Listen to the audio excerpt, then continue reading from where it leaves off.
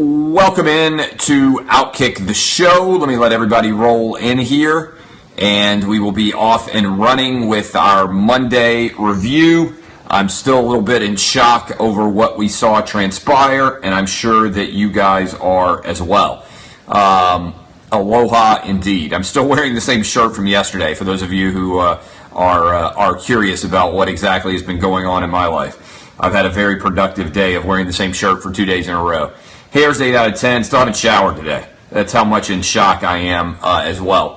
Falcons had one job to do as well. All right. Everybody good on Facebook? Everything sound all right? Why did I leave Houston and not stay for the game? That's a good question. Sleepy, you look very sleepy. I'm actually pretty good, but I've obviously had a long week. It was a fantastic week. Kyle Shanahan should be fired. I agree with you. Okay, here we go. I'm going to count down. 3, 2, 1. Welcome into Outkick the show. I'm your fearless leader, Clay Travis. Great question off the top. Why did I not stay for the Super Bowl? I was there in Houston. Houston did an outstanding job hosting this event. I was there in Houston from Sunday until Sunday. I got home around 1:30 Central Time. Had a few hours to chill with the kids and then kick back and watch the game from the couch. Why did I come back? Honestly, I'm fortunate that I've been to a game, Super Bowl before. I went to the Super Bowl in New York City, and it's kind of a bucket list thing that you want to check off. But unless your team is playing, getting out of Houston is a total mess on Monday morning. Plus, I talk for a massive national audience that almost exclusively is going to watch the game on television. So being there in person, unless I'm being there as a fan of my favorite team, it doesn't make a lot of sense to go. So not to mention that now I've got a 6 a.m. Eastern morning show, so I would have to get up and do the show live from Houston the day after the Super Bowl, which doesn't make as much sense. So the play for somebody like me is 100% to come back and watch the game at home, and that's not an uncommon thing for media to do in general. I think, look, I've thought about it more and more. I put up the poll question as soon as it happened. Was it the greatest choke job of all time, or was it the greatest comeback of all time? And I think a little bit it has to be both, right? Because you can't have a comeback of that magnitude. An unbelievable statistic that I saw Peter Schrager put out on Good Morning Football on Twitter this morning, and I talked about it on the morning show. It was both. But teams that are up by 25 or more points since 1991 are 1,057-4 in the NFL. So that means there's around a 99.6% chance that once you go up by 25 or more, you win the football game. Again, that statistic's incredible. 1,057-4. And as good as Tom Brady was, I think ultimately this came down to coaching malpractice for the Atlanta Falcons. In other words, if the Falcons do their job, which is the mantra that the New England Patriots preach over and over and over again, there's no way that Brady, even if he's the greatest of all time, can manage to pull off this comeback. And I'm just telling you. So there are a couple plays that I think deserve to be talked about. I've obviously written about it. I would encourage you to go read it, Outkick, to begin with. And so here's my thesis.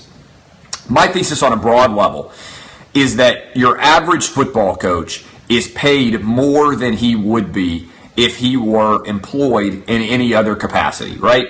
My theory is that your average football coach would otherwise be a gym coach and has ended up being a football coach, and there's no other profession other than professional athletics itself, all right? Professional athletics itself, there are guys making tens of millions of dollars that if they were doing anything else, they'd be making $50,000 a year, right?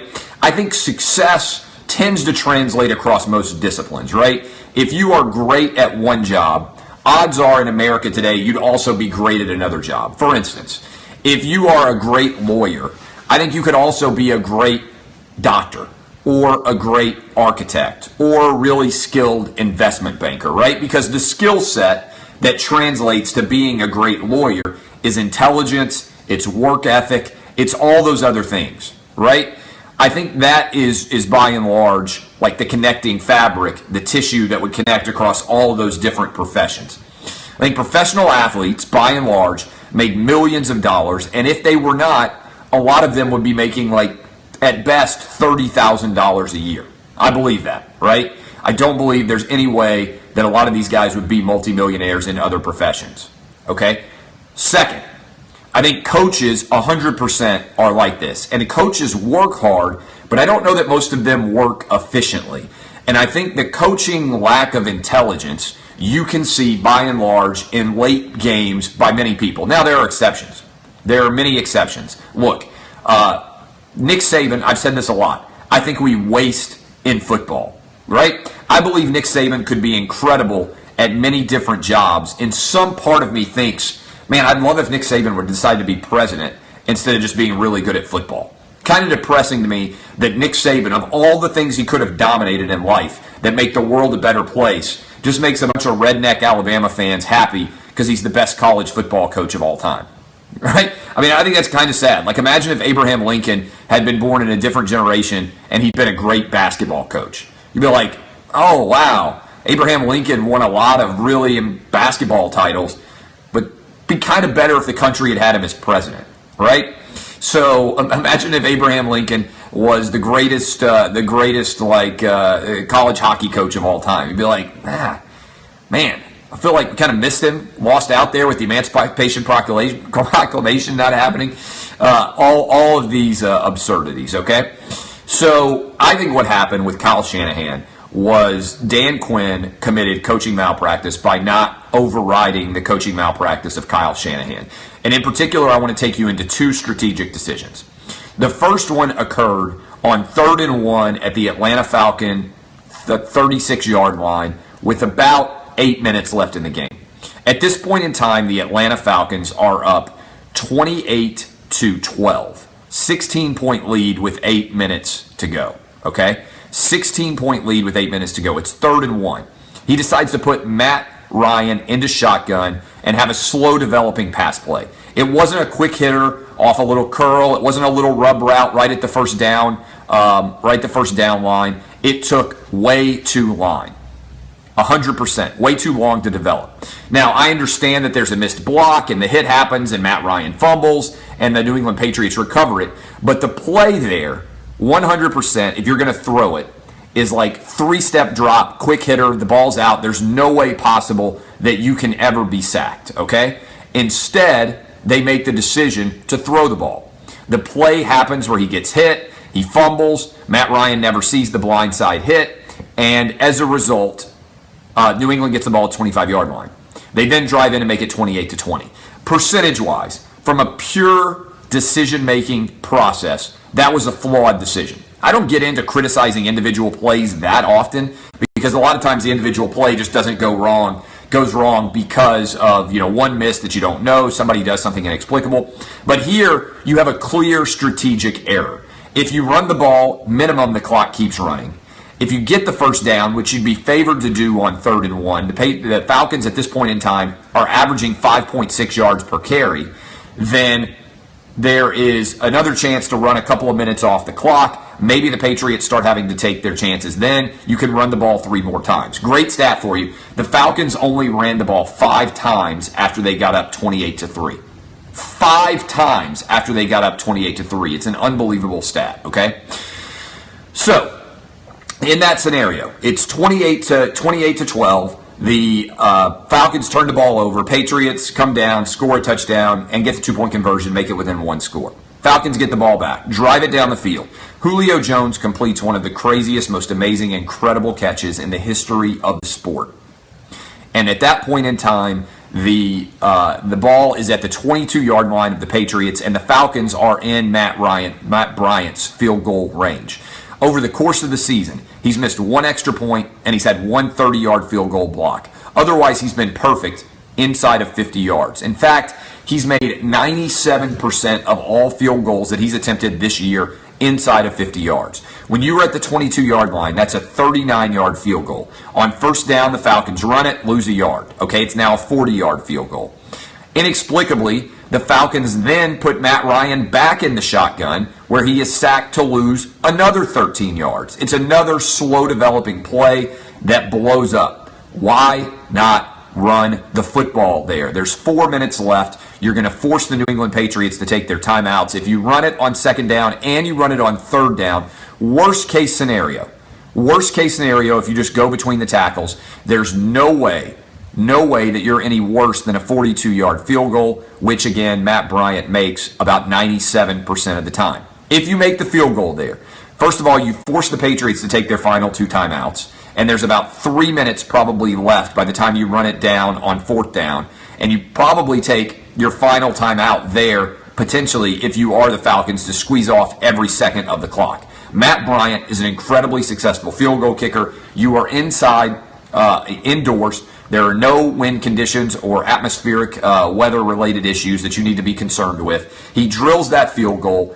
and at that point in time, the Atlanta Falcons are up 11 points, kicking off deep to the New England Patriots. Bomb it into the end zone or hang it up. Either way, they're starting around the 20-yard line on average, all right, based on the kicks so far going on that season. The Patriots then have to go the length of the field with no timeouts. Obviously, you get the 2-minute warning to stop play. And then, after they score, they have to convert an onside kick, recover it, and then come back down and still kick a field goal just to put it into overtime.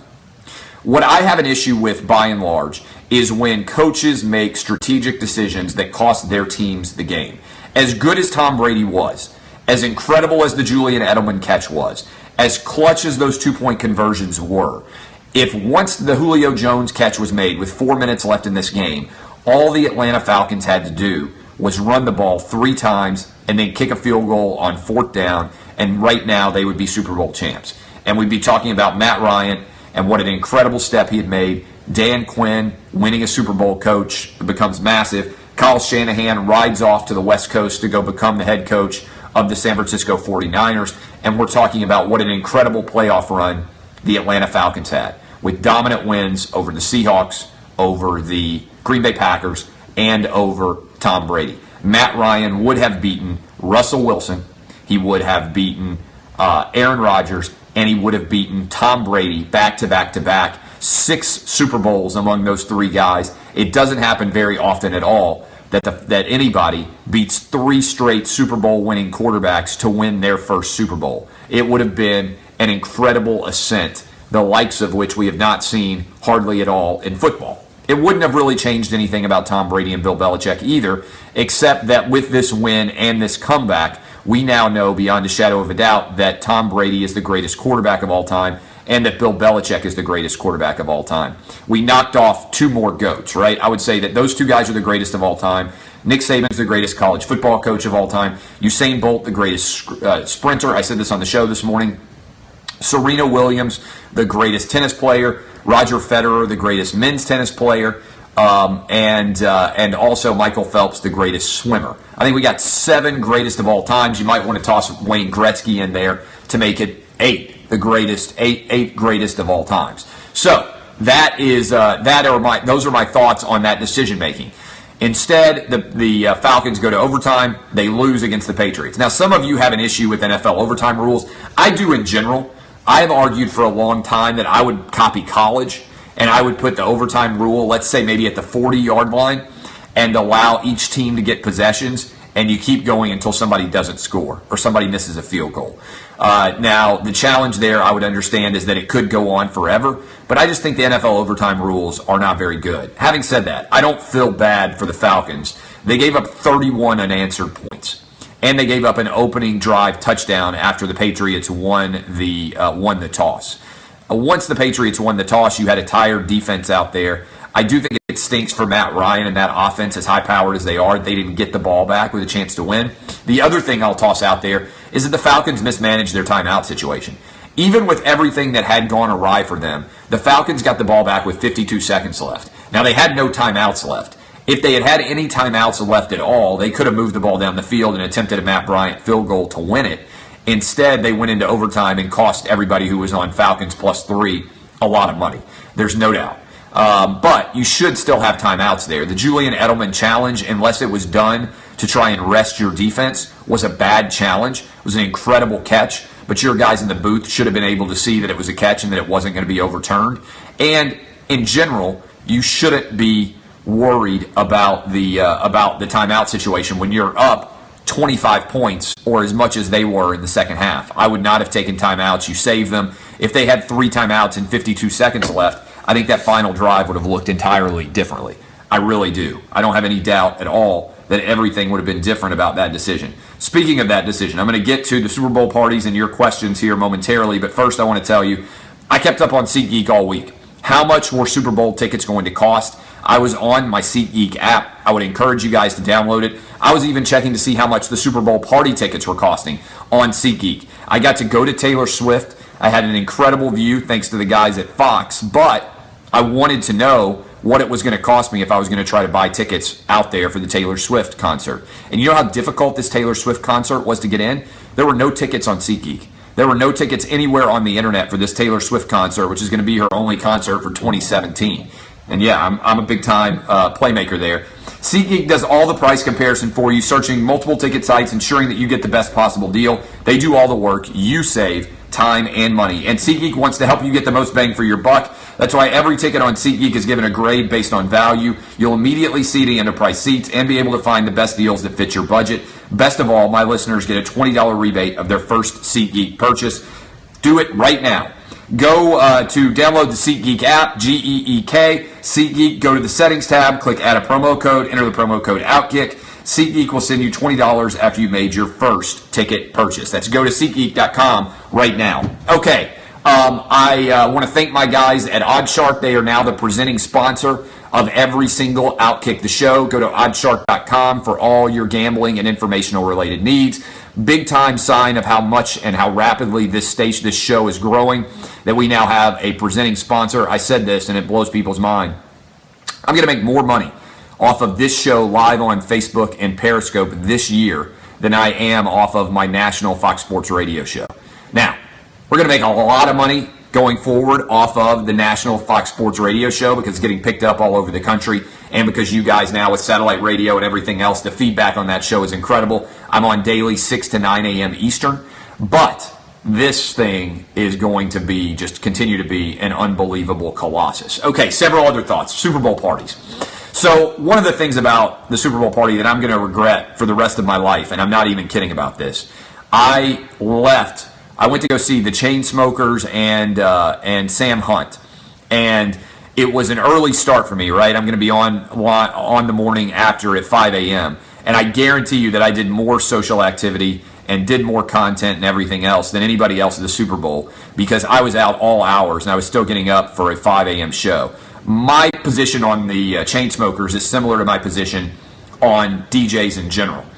I don't understand what makes one DJ a lot better than another DJ, right? If you sit back and watch most people who are really talented at something, you can look at it and say like, okay, I understand why that person is highly paid.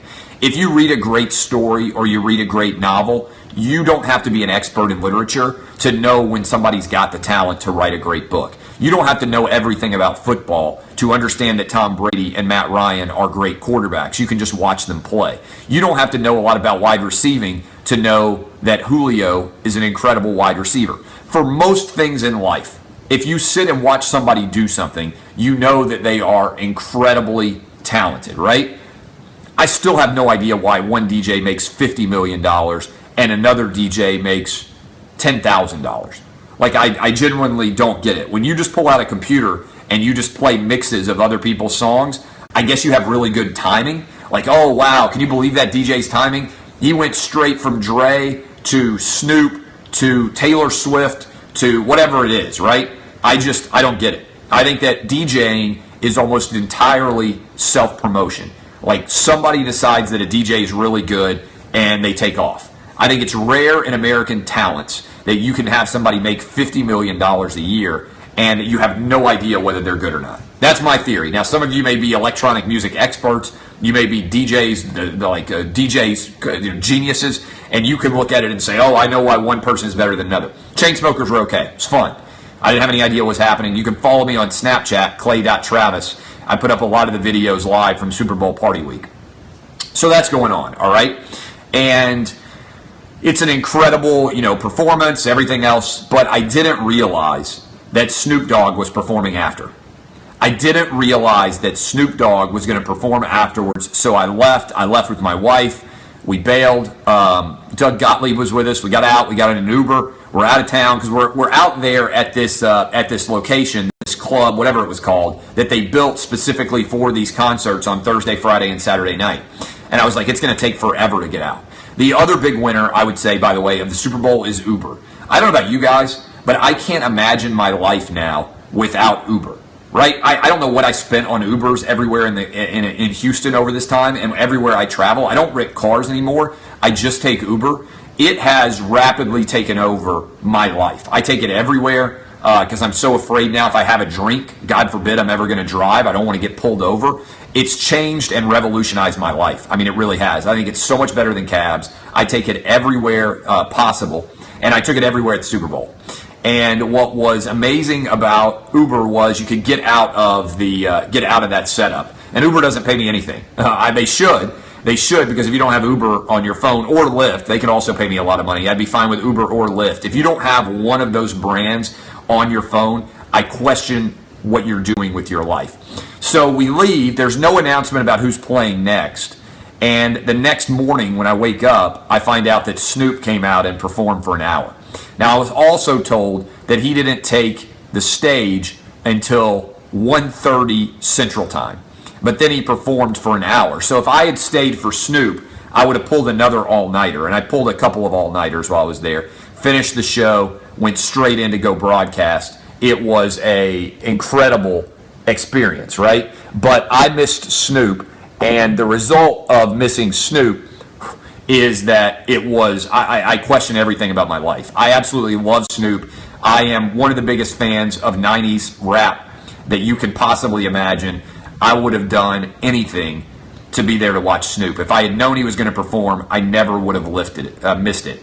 So it was crazy. And by the way, I so much use Uber that when I have to get into a cab, like inevitably I get out of the cab without giving the guy money. Like I'm just like, why would I give you money? It's on my phone. Like I don't have to pay you. And so I can't tell you the number of times that I have almost bailed on cabs without paying. I'm probably going to get arrested one time.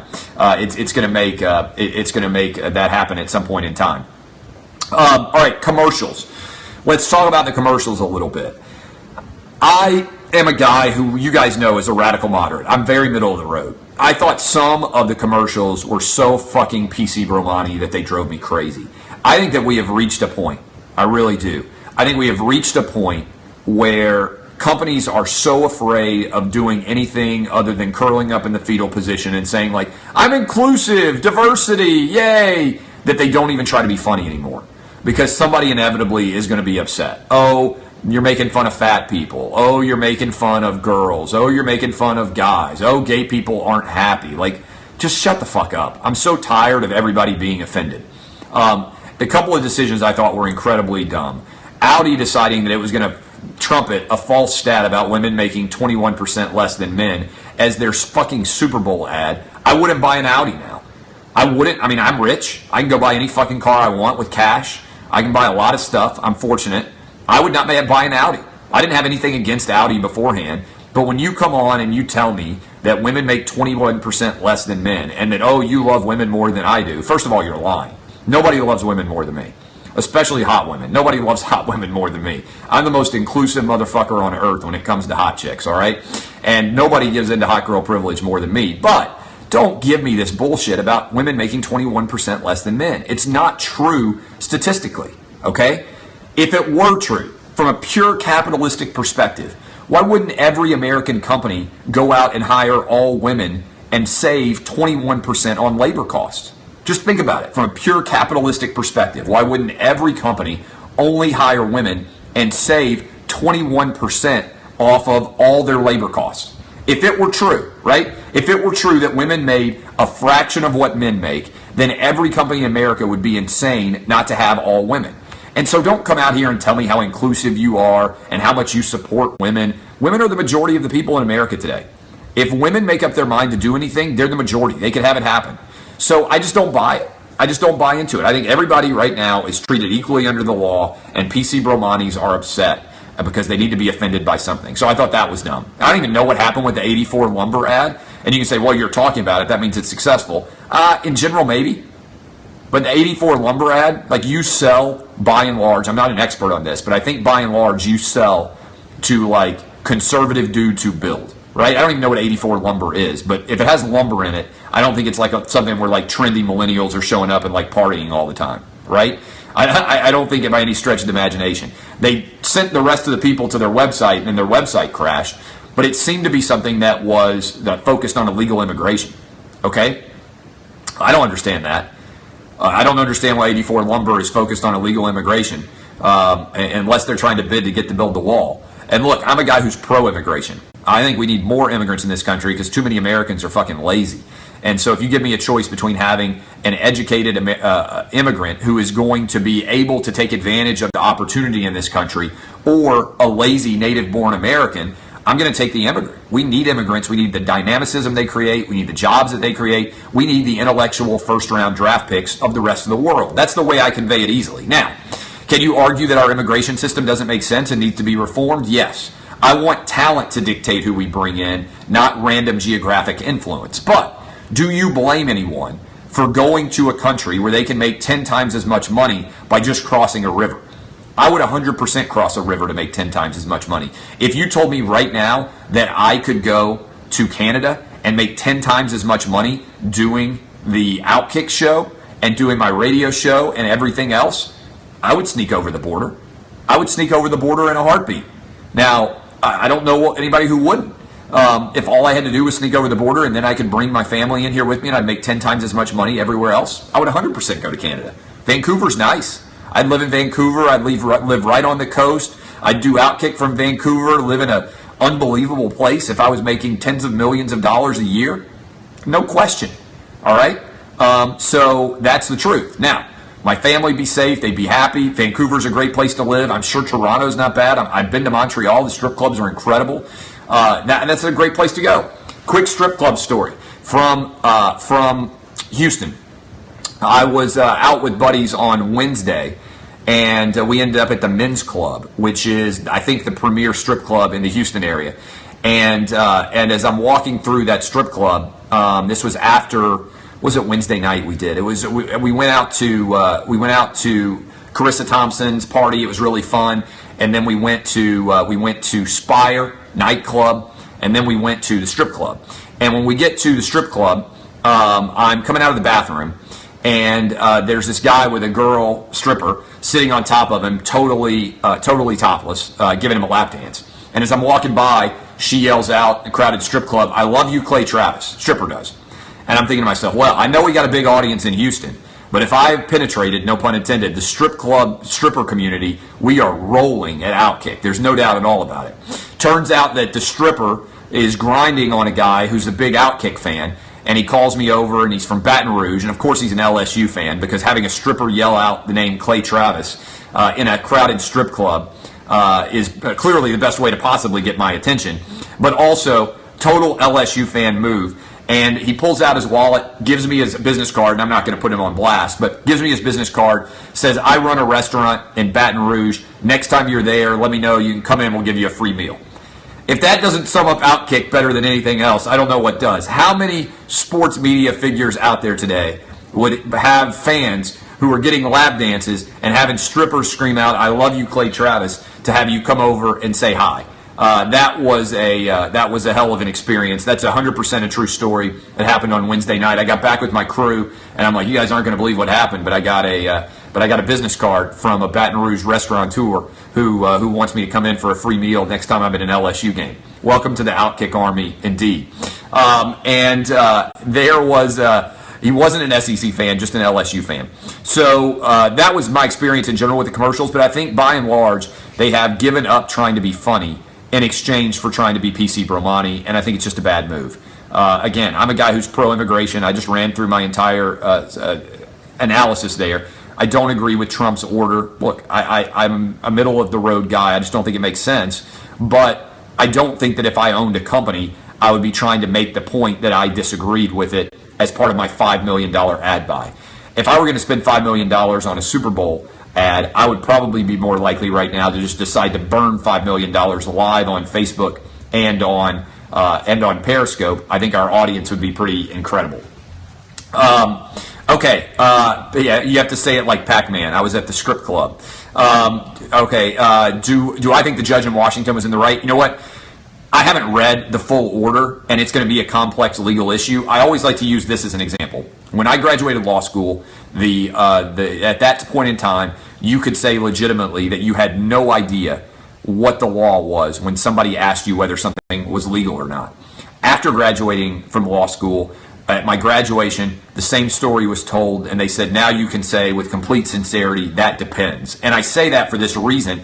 The legal issue at stake is incredibly complicated. So figuring out whether or not you can, it's legal or not is a complex issue, and I think it depends on the judge. I think it depends on the judge, and unless I've read the briefings and unless I've read everything, it's a complex enough legal issue that I'm not sure whether or not I believe that Trump has the executive authority to issue that order. So that's a long answer. It's an honest answer. It's one that you don't get from most people who immediately say, oh, it's legal, or no, it's not legal. As an advocate, I think I could argue either side, but in terms of being a judge and making a determination, I'd have to read all the briefings. Lady Gaga, I thought was pretty good. Not as good as Taylor Swift, who was extraordinary. I like Taylor Swift. I had my wife there. We had a bunch of people. Even if you don't like Taylor Swift, it was an incredible performance. Her only one from 2017. I love Taylor Swift. I think she's the Beatles of the generation.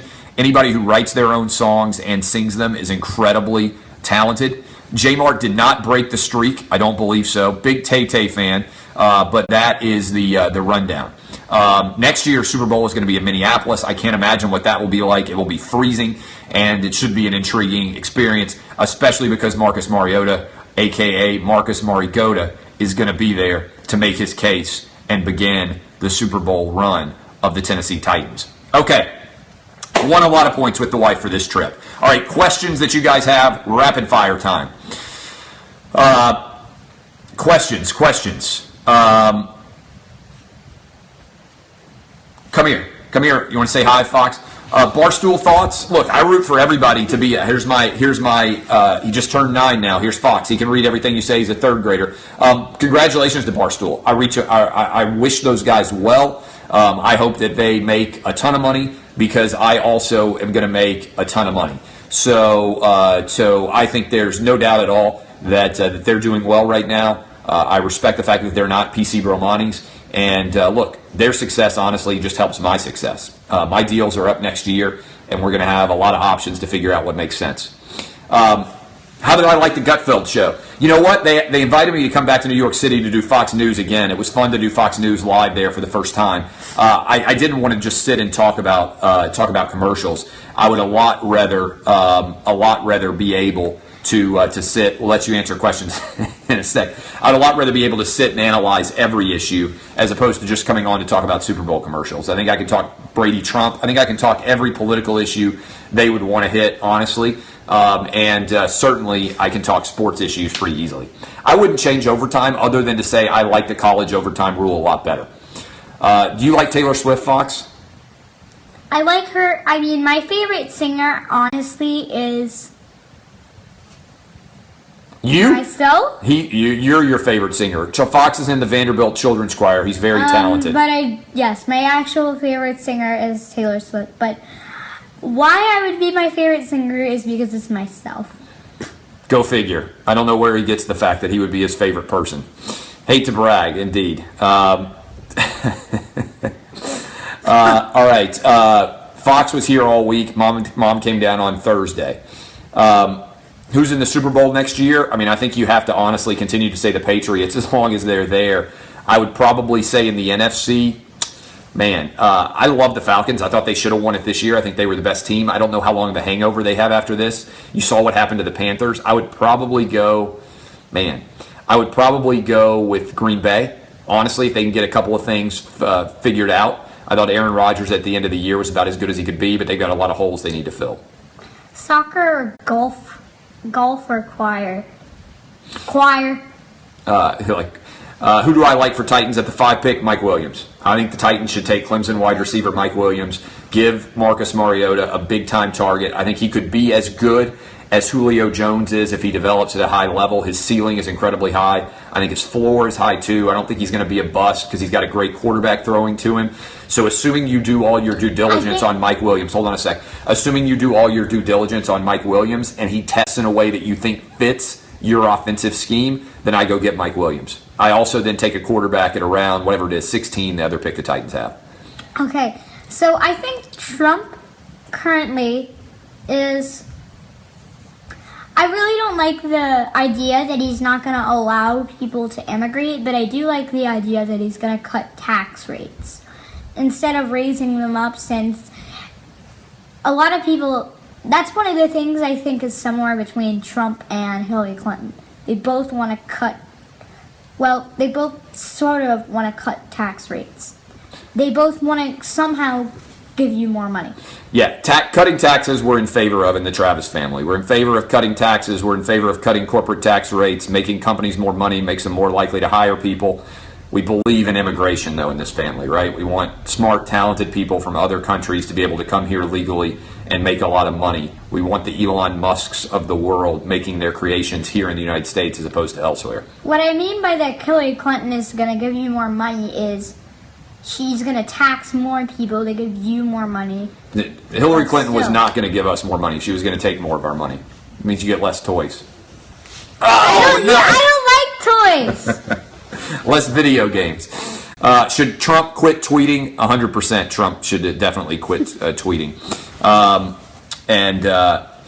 Best player in the draft this year? Oh, good question. I think the quarterbacks are the ones that can change things. If you believe in Deshaun Watson, who we had on the show last week, he said he should be the overall number one pick. Or you believe in obviously everything going on with Mitch Trubisky, which I don't. I think my favorite athlete. How much did I lose on the Super Bowl? Hold on, I pushed because I had the equal amounts of money on the over and on the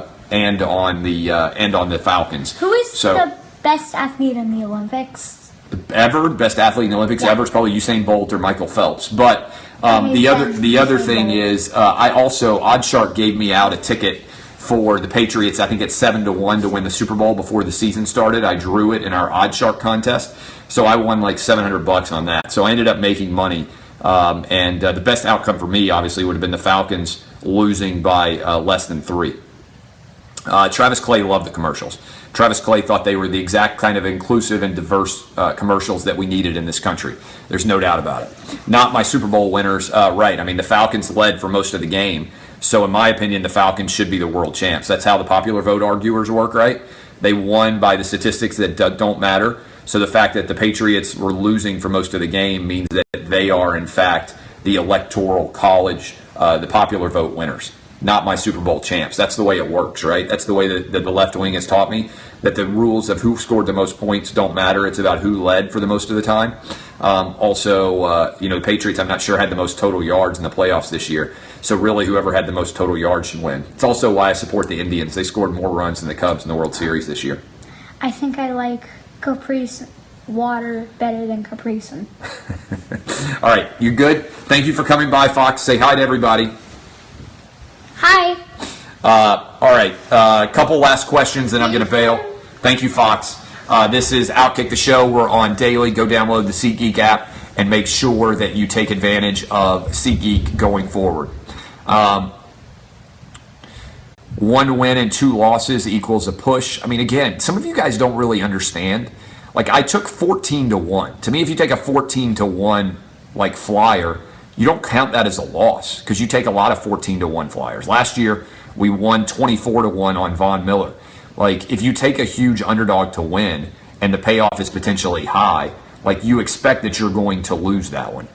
You put a little bit of money on that one compared to your overall. So I guess if you want to be really aggressive about it, I lost $100 in this game. All right. I won even money on the over and lost even money on the Falcons, and then I lost $100 on 14-1 odds to win the MVP. So cry for me, Argentina. A couple of other questions, and I'm out.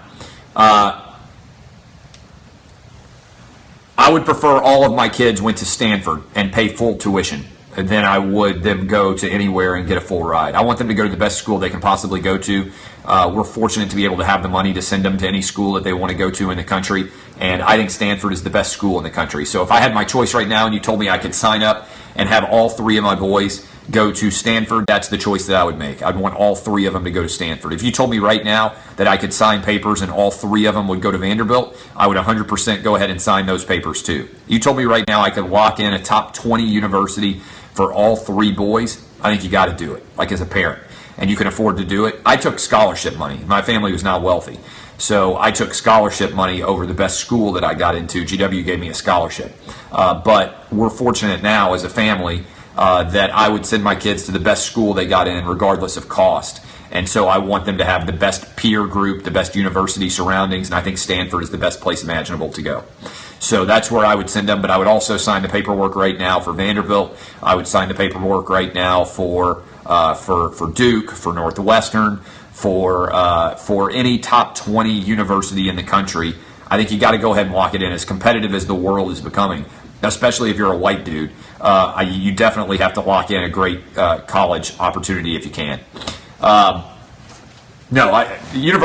State universities I have no problem with, but I think you go to the best school you can get into. If your parents have the money to pay for it, if you can go to Harvard or the University of Tennessee, you go to Harvard. If you can go to Stanford or Georgia, you go to Stanford. If you can go to, now that's if you don't have to pay. If you're poor, like I was, relatively speaking, then you go to the best scholarship offer you get. And the best scholarship offer I got was GW. I didn't apply that many places. I turned down, so when I was in college, I applied to Davidson College in New York, great North Carolina. I applied to Wake Forest. I applied to the University of Virginia. I applied to GW, and I applied to Georgetown. Georgetown waitlisted me. GW gave me a substantial scholarship.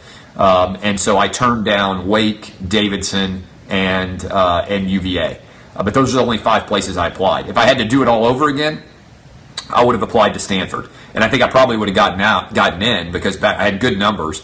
And back in the day, who was applying to Stanford from Tennessee? I didn't even go to California until I was 22.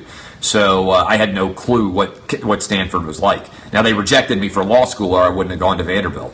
But I got rejected, I think, for law school by Columbia, by Yale, by Stanford, and I went to Vanderbilt. So, but Stanford was my top choice. That's where I wanted to go, 100% where I would have gone. I think that's where I applied.